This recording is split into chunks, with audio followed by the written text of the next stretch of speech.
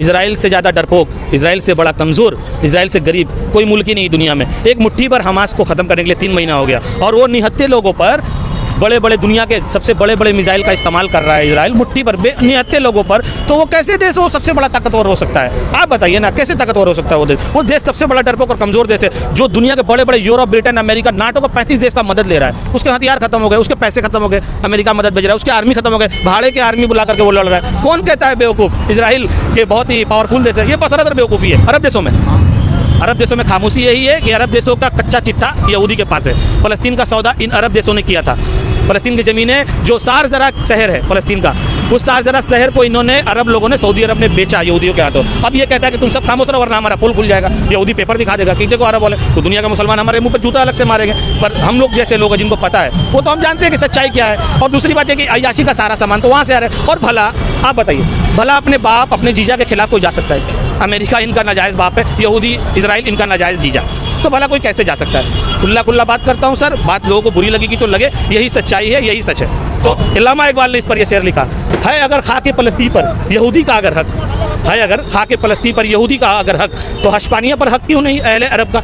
हशपानिया 800 साल हशपानिया पर मुसलमानों ने हुकूमत की, 300 साल पहले उनसे छीन लिया गया। दुनिया में सबसे बड़ा कब्रस्तान, डॉक्यूमेंट्री सबसे 70 से 80 लाख मुसलमान हशपानिया में मारे गए। दुनिया में सबसे बड़ा मुसलमानों का कब्रस्तान जो है हशपानिया में है, जिसको हशपानिया पता भी नहीं है कि वो स्पेन कहा जाता है। सर पूरा डेटा ये है कि अभी तक 29,600 लोग, अभी शाम को 5 बजे तक का डेटा, 29,800 लोग बाई डॉक्यूमेंट्री गजा में मारे गए, जिनमें 8,500 बच्चे हैं। लेकिन उनसे कहीं ज़्यादा मलबों में जो लाशें गिरी पड़ी है, जो दबी हुई है मलबों में जो लाशें, उनका कोई काउंटिंग नहीं है। उसके अलावा फ़लस्तीन के नॉर्थ में, वेस्ट बैंक में, मस्जिद अल-अक्सा के पास अभी तक 13 से 14 हज़ार लोगों को अरेस्ट कर चुका है इजराइल, बिना वजह। मस्जिद अल-अक्सा में सिर्फ नमाज़ पढ़ने का उनका गुनाह यही था। ये ईमान और ये तौहीद है फ़लस्तीन के मुसलमानों का, यही ये कसूर है कि वो मस्जिद अल-अक्सा को बचाना चाहते हैं। मस्जिद अल-अक्सा 2 महीने 11 दिन से बंद पड़ी हुई है मुसलमानों के लिए, ना नमाज हो रहा है ना अजान हो रहा है। वहाँ के इमाम को अरेस्ट कर लिया गया है। फ़लस्तीन में 192 मस्जिद, मेरे पास पूरी लिस्ट है, 192 मस्जिद को शहीद कर दिया गया है। कुरान, अल्लाह और रसूल का यही कहना है, हक़ के साथ हमेशा खड़े रहना। अगर जुल्म हो रहा है तो जालिम के खिलाफ लड़ाई करो, लड़ाई नहीं कर सकते तो मुंह से उसका विरोध करो, नहीं कर सकते तो मन में सोचो। आज ये लोग ना कुरान, हदीस, अल्लाह रसूल को नहीं मानते। चलो ये ईसाई नहीं मानते, क्रिश्चियन नहीं मानते, लेकिन उनमें इतनी इंसानियत है कि अल्लाह का दिया हुआ हुक्म वो आज निभा रहे फ़लस्तीन के अंदर। तो मैं क्या कहूँगा, और 57 मुस्लिम देश कहाँ हो? सऊदी अरब के बाद में खुला एक बात कह देना चाहता हूँ, ना ये कुरान को मानते हैं, ना ये हदीस को मानते हैं, ना ये अल्लाह को मानते हैं, ना ये रसूल को मानते हैं। ये सीधी यहूदी और नसारों की नस्लें अब आ चुकी है अरब के अंदर। अरब की जो सरकार है ये यहूदी और नसारों की सरकार है। ये बात को मैं शुरू से कह रहा हूँ, आज भी कह रहा हूँ डंके की चोट पर। उन सबको मेरा सलाम है। मेरे क्रिश्चियन भाई जो है, जो ईसाई हैं, उनके सबको मेरा सलाम है, क्योंकि उनको इजराइल पहली नोटिस दे चुका था कि हॉस्पिटल में जो डॉक्टर्स हैं, आप हॉस्पिटल खाली करके भाग जाओ। जो वहाँ पर ह्यूमन राइट्स की तरफ से जो काम करते हैं लोग, खाना बनाते हैं, खिलाते हैं, टेंट वगैरह लगाते हैं, उनको भी नोटिस दिया गया था। प्रेस वालों को नोटिस दी गई थी कि आप सब भाग जाए, लेकिन वो तो मुसलमान नहीं है ना, वो लोग तो क्रिश्चियंस हैं, वो लोग तो ईसाई हैं। उन लोग ये जानबूझ करके भी साफ कहते रह गए हैं कि हम फ़लस्तीन के लोगों को छोड़कर नहीं जाएंगे, भले मारे जाएंगे। आज उनके परिवार के साथ वो लोग शहादत दे रहे हैं, जिंदा नहीं रह सकते। अरब वालों की ये मजबूरी है, सीधी सी बात है। उनका खाना पीना से लेकर के उनके बिस्तर गर्म करने तक, यहूदी औरतों को जब तक ये अरब वाले अपनी बिस्तरों से बाहर नहीं निकालते, ये इस्लाम कहलाने के, मुसलमान कहलाने के लायक नहीं है। इनमें ईमान नहीं आ सकता है। इसीलिए शायद अल्लाह ताला ने ईसा अलैहिस्सलाम को अभी तक रखा हुआ है और मेहदी सलाम की आमद होगी, कुरान में फरमा दिया अल्लाह ताला ने। सबसे पहले तो मैं इंडिया न्यूज़ को बहुत बहुत धन्यवाद करता हूँ और बहुत ही ज़्यादा अप्रिशिएशन के लायक आप लोग काम कर रहे हैं। जो इंडिया न्यूज़, जो न्यूज़ हम लोगों को नहीं मिल पा रही थी आसपास के इलाके की, वो आप लोग दिन रात सुबह शाम मेहनत कर रहे हैं, तो इसके लिए मेरा सलाम है इंडिया न्यूज़ को। और आज हम यहाँ पर इकट्ठे हुए हैं इसलिए कि फ़लस्तीन और इजराइल के जो कॉन्फ्लिक्ट चल रहा है उसके ऊपर बात कर सकें। आज का मुसलमान, आज 3 महीने हो गए हैं कंटिन्यूसली इजराइल और फ़लस्तीन में जो इजराइल का आतंकवादी हमला फ़लस्तीन के ऊपर हो रहा है। ये आतंकवादी हमला शुरू में देखा जा रहा था कि इसके विरोध में बहुत सारे लोग आ रहे थे, मुस्लिम की मैं बात करता हूँ, मुस्लिम कम्युनिटी की आ रहे हैं, लेकिन अभी ऐसा लगता है कि वो लोग भूल भी चुके हैं कि जंग चल रही है। ये आतंकवादी हमला इजराइल का चल चुका है। ये बहुत ही अफसोस की बात है कि हम लोग ये भूल गए, मुसलमान कौम ये भूल चुकी है कि फ़लस्तीन में कुछ हो रहा है, मस्जिद अल-अक्सा के पास कुछ हो रहा है। आज मस्जिद अल-अक्सा 2 महीने 11 दिन से बंद पड़ी हुई है मुसलमानों के लिए, ना नमाज हो रहा है ना अजान हो रहा है। वहाँ के इमाम को अरेस्ट कर लिया गया है। फ़लस्तीन में 192 मस्जिद, मेरे पास पूरी लिस्ट है, 192 मस्जिद को शहीद कर दिया गया है। मस्जिदें अल अक्सा के बगल में इतनी बड़ी बड़ी जो सबसे पुरानी जो मस्जिदें थी, सलाहुद्दीन अयूबी मस्जिद के अंदर जब मौज़िन साहब अजान दे रहे थे, उस अजान को रुकवा करके इजराइल की फ़ौज मस्जिद में जाती है और माइक छीन करके अपने इजराइल के भाषा में, हिब्रू भाषा में वो लोग गाना गाने लगते हैं और इमाम को मार करके बाहर भगा दिया जाता है। उसके बाद मस्जिद के अंदर इजराइल का झंडा लहराया जाता है। उसके बाद 2 मिनट के बाद ये सारी फ़ौज बाहर आती है, वीडियो बना करके और उस मस्जिद को शहीद कर दिया जाता है। आज पूरी दुनिया की उम्मत 57 मुस्लिम देश में 4-5 ही मुस्लिम देश ऐसे हैं, यमन, सीरिया, लेबनान, ये लोग जो लड़ रहे हैं, जो पहले ही मारे जा चुके हैं, इजराइल की बर्बरियत का शिकार हो चुके हैं। ये जो 50-52 जो आप बता रहे हैं मुस्लिम देश है, ये मुस्लिम देश है नहीं। सो आई एम सॉरी टू से दिस, ये सब यहूदी और नसारों की जो कदम पे गिरने वाले, ये सब यहूदी नसारों के नौकर हैं। और जो ग्रेटर इसराइल बनाने का इजराइल का सपना था, मेरे हिसाब से उससे 10 गुना ज़्यादा बड़ा ग्रेटर इसराइल बन चुका है। ज़रूरी नहीं है कि हर मुल्क फतेह करने के लिए जंग किया जाए, सिर्फ मैसेज भेज दिया था कि जंग करोगे या मरोगे या फिर सरेंडर करो। तो ये 50 मुस्लिम जो नाम के मुसलमान हैं, ये सब सरेंडर कर चुके हैं। इजराइल, ग्रेटर इसराइल अपनी सोच से काफ़ी ज़्यादा बड़ा बना चुका है। सर देखिए, सऊदी अरब जो OIC संगठन बनाया, ये अमेरिका और इजराइल के कहने पर इसने संगठन बनाया है ताकि 57 मुस्लिम देश इसके हिसाब से चले। सऊदी अरब OIC का चेयरमैन है, जो सऊदी बोलेगा वही सब करेंगे। 1-2 कंट्री है, ईरान वगैरह, वो लोग बोलते हैं तो ये नहीं सुनता है बात, इसके फेवर में ज़्यादा कंट्री आती है सऊदी अरब के। तो सऊदी अरब से मेरा ये है, तो ये लोग तो सऊदी अरब के बारे में खुला एक बात कह देना चाहता हूँ, ना ये कुरान को मानते हैं, ना ये हदीस को मानते हैं, ना ये अल्लाह को मानते हैं, ना ये रसूल को मानते हैं। ये सीधी सीधी यहूदी और नसारों की नस्लें अब आ चुकी है अरब के अंदर। अरब की जो सरकार है, ये यहूदी और नसारों की सरकार है। ये बात को मैं शुरू से कर रहा हूँ, आज भी कह रहा हूँ डंके की चोट पर। ये आपकी वीडियो पूरी आज बंगाल, पूरे दुनिया के लोग देखे। मैं साफ साफ बात कह रहा था, जो भी कहना चाहता हूँ साफ साफ कहता हूँ, ये सऊदी अरब की सरकार इजराइल और अमेरिका की गुलाम है। बीच में देखा गया कि सीज फायर हुआ, जंगबंदी हुई, फिर से उसके बाद में गाजा में बमबारी शुरू। नहीं, ये सीज फायर जो था ना, ये लोगों को बताया जाता कि सीज फायर हुई है।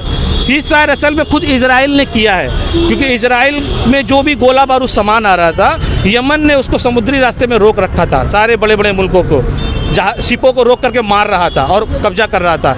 इसलिए 7 दिन का मोहलत लेकर के इजराइल खुद सीज फायर किया है ताकि मैं दूसरा रास्ता निकाल सकूँ। और आपको जानकर हैरानी होगी, और ये मुसलमान जो देश अपने आप को कहते हैं, इस पर थूक लानत है, लानत है, लानत थूकना पड़ेगा। ये Saudi Arab, Dubai, Oman, Qatar, Bahrain, Egypt, Jordan जैसी मुस्लिम देश आज इजराइल को अपने देशों के रास्ते से उनके लिए हथियार, गोला बारूद बाई रोड इजराइल को पहुंचा रहे हैं।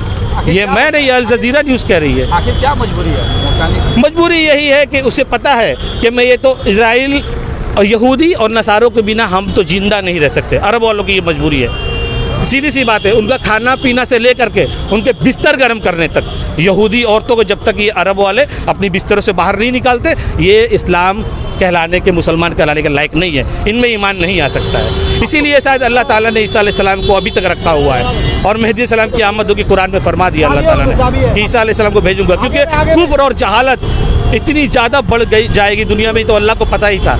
और ये वही हो गया है फिर से, रसूलुल्लाह के आने से पहले जो था, आज उससे भी मुझे लगता है बहुत ज़्यादा जहालत और कुफ्र भर चुका है, शिर्क भर चुका है। सर पूरा डेटा ये है कि अभी तक 29,600 लोग, अभी शाम को 5 बजे तक का डेटा, 29,800 लोग बाई डॉक्यूमेंट्री गजा में मारे गए, जिनमें 8,500 बच्चे हैं। लेकिन उनसे कहीं ज़्यादा मलबों में जो लाशें गिरी पड़ी है, जो दबी हुई है मलबों में जो लाशें, उनका कोई काउंटिंग नहीं है। उसके अलावा फ़लस्तीन के नॉर्थ में, वेस्ट बैंक में, मस्जिद अल अक्सा के पास अभी तक 13 से 14 हज़ार लोगों को अरेस्ट कर चुका है इजराइल, बिना वजह। मस्जिद अल अक्सा में सिर्फ नमाज़ पढ़ने का उनका गुनाह यही था।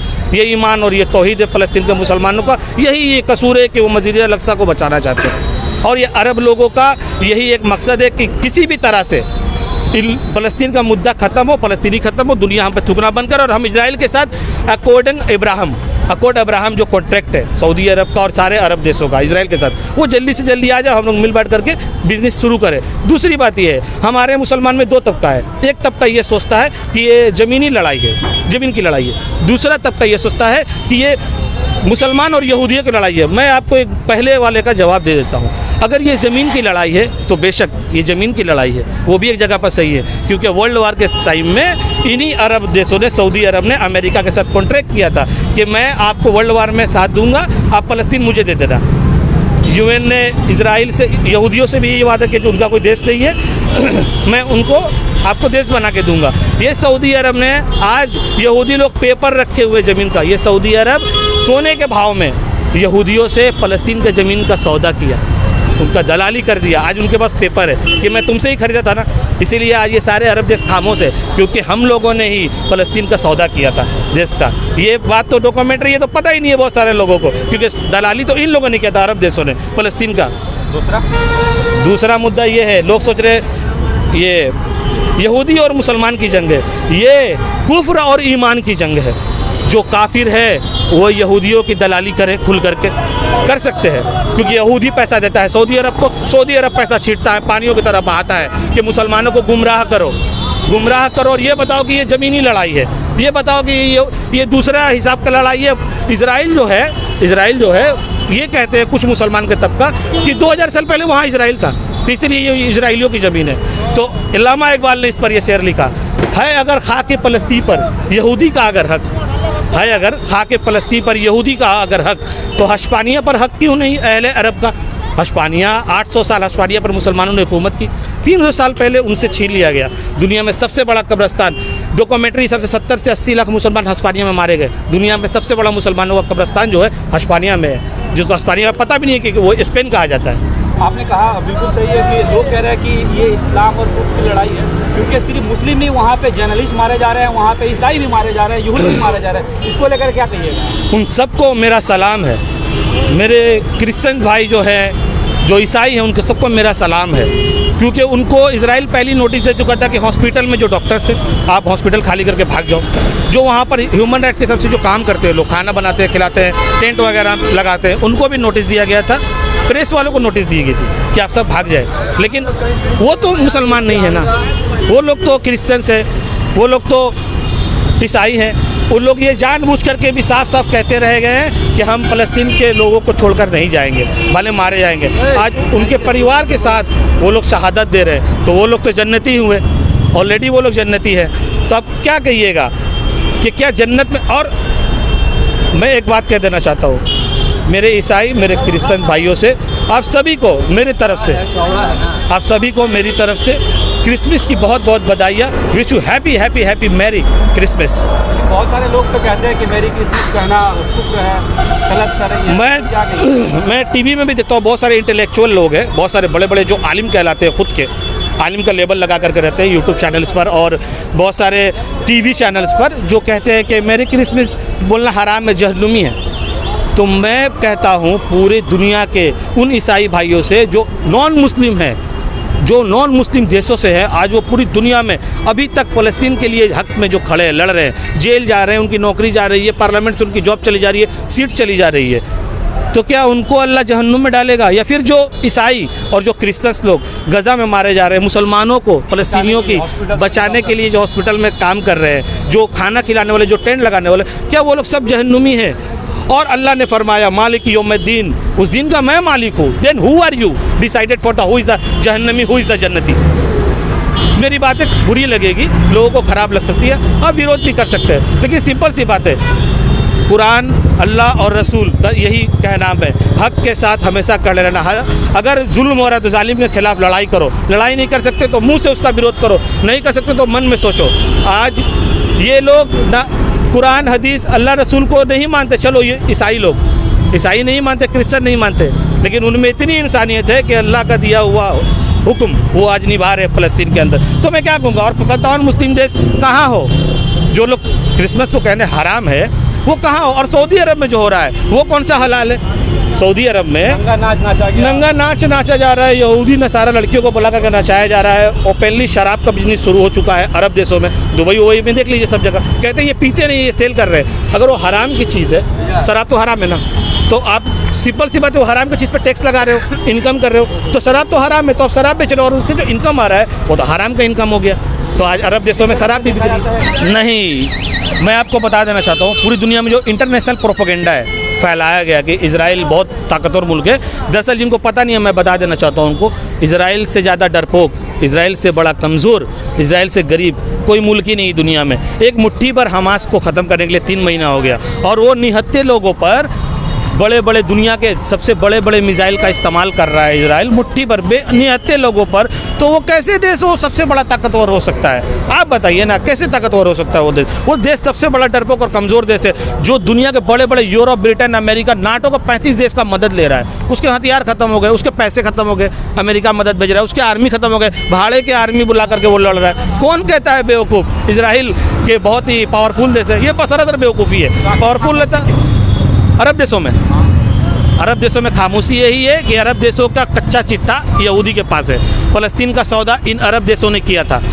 फ़लस्तीन की ज़मीनें, जो शारजरा शहर है फ़लस्तीन का, उस शारजरा शहर को इन्होंने अरब लोगों ने, सऊदी अरब ने बेचा यहूदियों के हाथों। अब ये कहता है कि तुम सब खामोश रहो वरना हमारा पुल खुल जाएगा। यहूदी पेपर दिखा देगा कि देखो अरब वाले, तो दुनिया का मुसलमान हमारे मुंह पर जूता अलग से मारेंगे। पर हम लोग जैसे लोग हैं जिनको पता है, वो तो हम जानते हैं कि सच्चाई क्या है। और दूसरी बात है कि अय्याशी का सारा सामान तो वहाँ से आ रहा है। और भला आप बताइए, भला अपने बाप, अपने जीजा के खिलाफ कोई जा सकता है क्या? अमेरिका इनका नाजायज़ बाप है, यहूदी इजराइल इनका नाजायज़ जीजा, तो भला कोई कैसे जा सकता है? खुला बात करता हूँ सर, बात लोगों को बुरी लगेगी तो लगे, यही सच्चाई है, यही सच है। बहुत